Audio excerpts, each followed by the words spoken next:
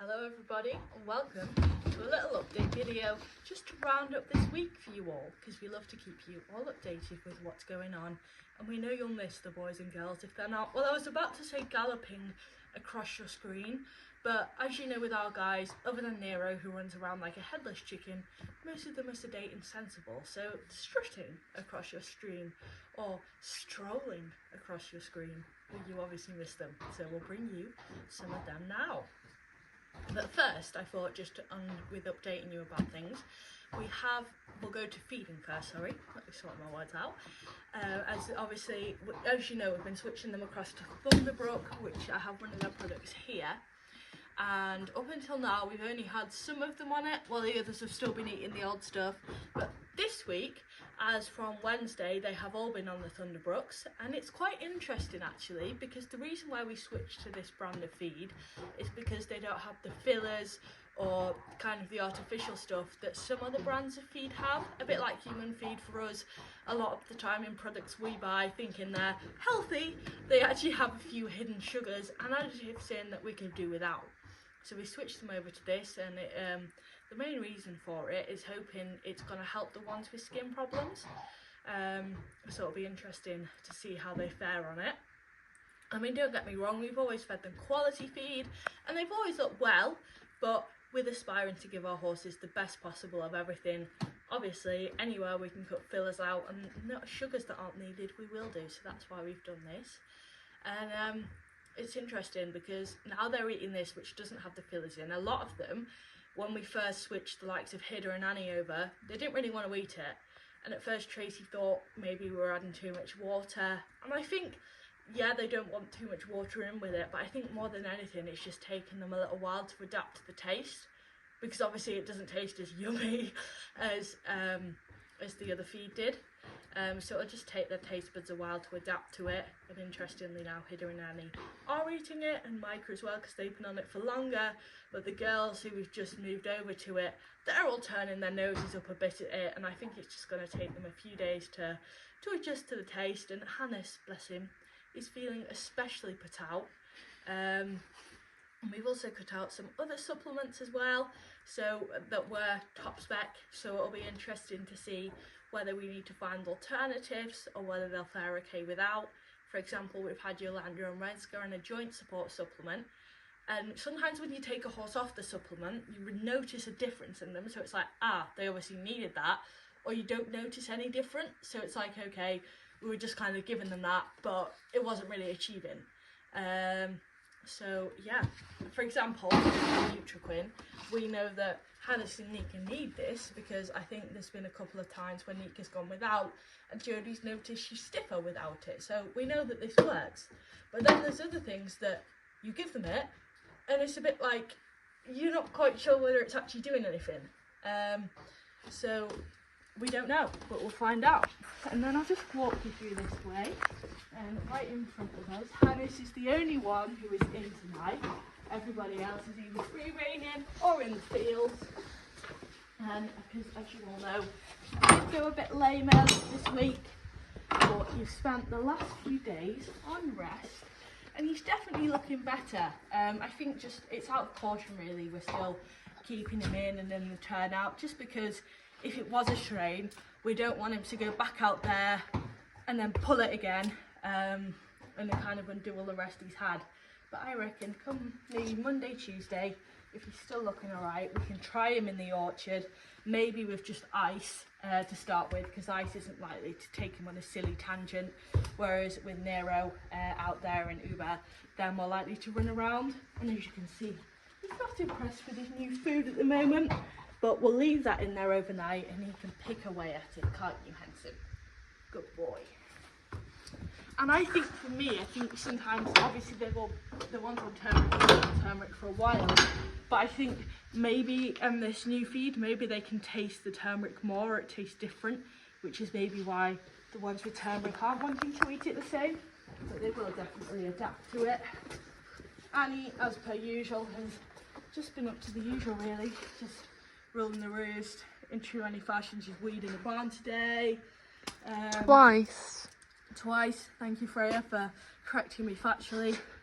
And just, yeah, as usual, Being Annie. the castle. Oh, I'll show you in this stable as well, because Michael and his incredible assistant Ellis came earlier this week, and they have levelled the floor. So this is all ready for when Quattro come in and put the rubber mats down. As you can see, some bits have blown into here, but that is inevitable with the nature of this barn, and we'll just sweep it out fully the day before Quattro come. And if we come through here, we've got the other three Rain children, Hidda and Micah, who are thoroughly enjoying it. They've just been enjoying snoozing today. You've had quite a few visitors this week, which you've all really enjoyed. Yeah, you've had attention from lots of visiting people, haven't you, Mai? Yes, and Micah had her Susan time yesterday as well, which is always very important to her. And actually, the first time yesterday, they've been inside Bessie's barn. So obviously there's no one in there at the moment, but they have just discovered, it's taken them a little while, but they can come in here. So there is evidence of their being in here on the floor.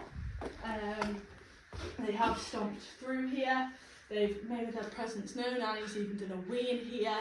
They pooed in here as well. And it was quite cute when we walked up this morning, wasn't it, Frey? Yeah. Because Annie was stood here looking out, and then all we could see was Micah's little head round the corner, and then Hidda was behind them there. And we did have Nero in last night, but he's been put out into the field again before he gets menacing. And then I'll walk you up here, because Hoitzer has been moved back into the kingdom field, as I like to think of it, because he can survey the yard, and all of the others, like they're just the peasants, and he's king of the castle. So he's in his castle with his little pony army. By pony army, there's two of them, but it is adorable. It's like, I led Hoitzer from that field into this field, and they just followed along behind him. Even though he's rotten to both of them, they love him. And Hoitzer was in stable stays last night, actually. And all Prince and JB did was shout for him while he was in there. So no, they do love their Hoitzer to pieces. So they're thoroughly enjoying grading that. And I think we might start giving them, well, I think there's enough grass in here for now, but we might have to start giving them a little bit of hay here and there. Just because, obviously, if they're going to live on it, it's just making sure that they have what they need. And we don't want Hoyt to drop in any condition, but for now, I think they'll be okay. And then we'll walk you down the road, because you'll get to see the boys' field is coming on really nicely. So we'll just walk you down here. The only reason we're continuously filming is because I'm being lazy, and by filming like this it means I don't have to edit anything out. I can just whack it up there as one whole video. So we've had Phil and Andy digging in the front field here, although this isn't really the one where there's the most obvious transformation. This is still undergoing transformation. This one is in the middle of being levelled out, so yeah, it's in the middle of the levelling. But if we walk down here, this is where the most beautiful is, because in the front of the boys' field, Andy has done a cracking job starting to level out all the stone in there. So yeah, you can see it all from here. Look at all of that stone. So it's nearly already in a bit. I'm not quite sure the exact date for this, but obviously now this is getting levelled.